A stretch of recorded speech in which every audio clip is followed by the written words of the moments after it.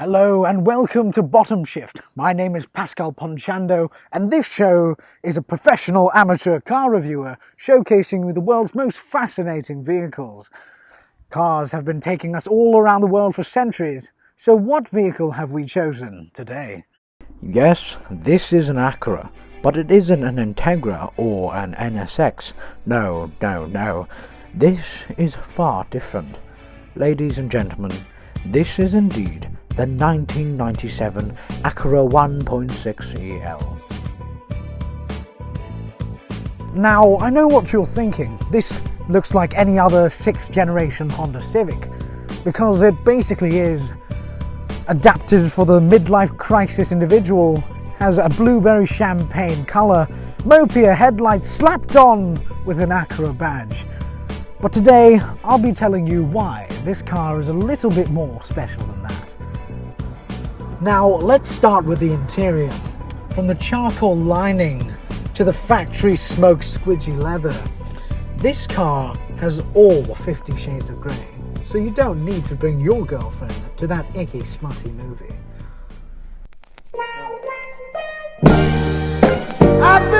Now, the seats are decently comfortable, with about as much adjustment as my shoelace.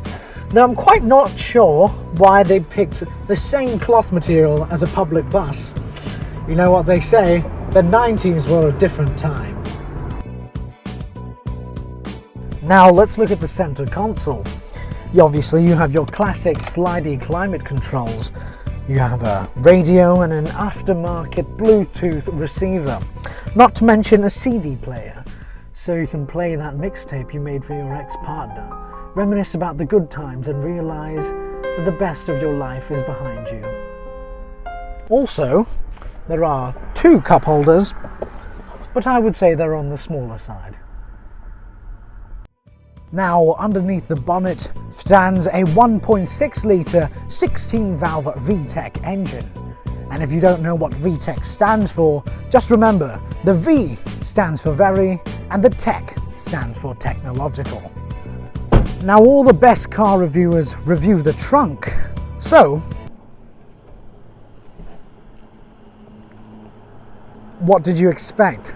It's the bloody trunk. With the techie stuff done, you must be wondering how this car drives. Well, it's actually rather interesting. Furthermore, this car produces a whopping 6,600 RPMs, but every time I put my foot on the pedal, it sounds like your granddad is nodding off on the living room couch. If you're interested in statistics, this 127 horsepower engine does 0 to 60 in 10.5 seconds.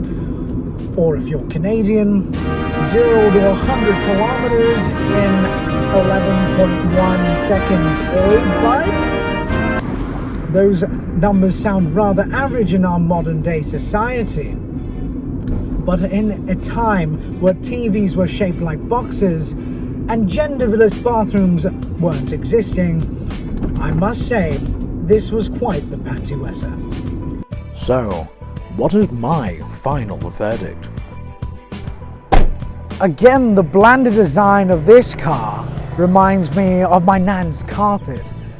And the driving experience is exciting in the first 3 milliseconds and no more.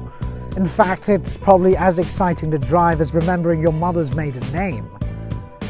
However, when I look at this car, it reminds me of my friend Clarence. You know Clarence. Clarence is that friend that sits in the back of the room and says nothing. He's the one that worries about waking up at the same time and going to bed at the same time. Actually, Clarence is one oatmeal breakfast away being classified as societally uninteresting. But you know, every time, whether good or bad, Clarence will be there. And that's why I absolutely love this car. This bottom has been shifted. Thank you for joining us and take care.